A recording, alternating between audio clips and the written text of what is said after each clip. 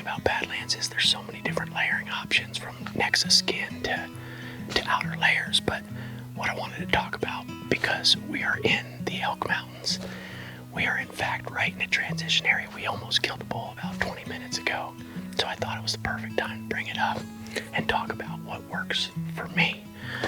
I'm a sweater, and as you know, when you're hiking in the mornings, it's typically very cold. But I do not overdress. I try to stay very light and something that's going to wick that sweat off my body for the hike, because it's only going to take 5 minutes and you're going to work up a sweat typically.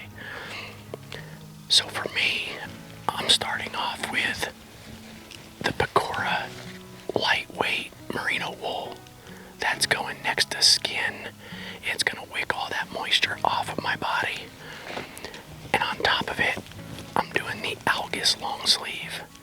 It's considered a base layer, but I'm putting that on top. That way I stay camoed up. Everything I'm wearing right now is in the GT pattern, but that is it. These two are all I'm wearing on my top layer when I go up the mountain.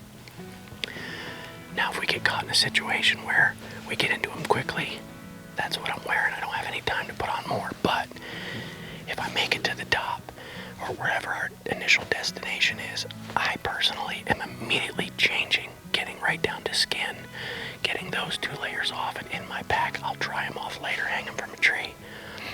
The first thing I'm putting on is the quarter zip, the Flex quarter zip, and I'm wearing it in GT, of course, but that is going next to skin immediately. And it's a really good next to skin layer because it's soft shell, it's warm, so as soon as you put that on, you start to feel warm right away.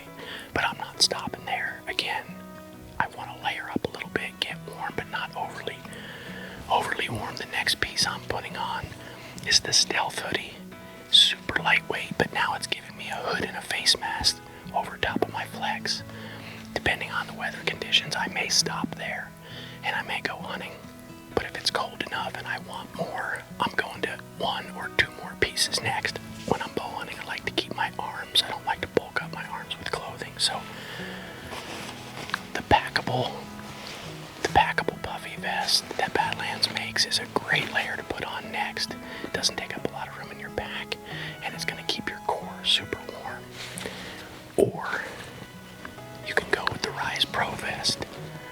The Rise Pro is a little lighter weight perhaps, but it's also camo, so you stay camoed up, and it may be all that you need. If it's cold, like this morning, and I'm about to do it right now, I'm going to double up. I'm going to do the packable vest, and then I'm going to put the Rise Pro vest over top of it, keeping my core super warm without bulking up my arms.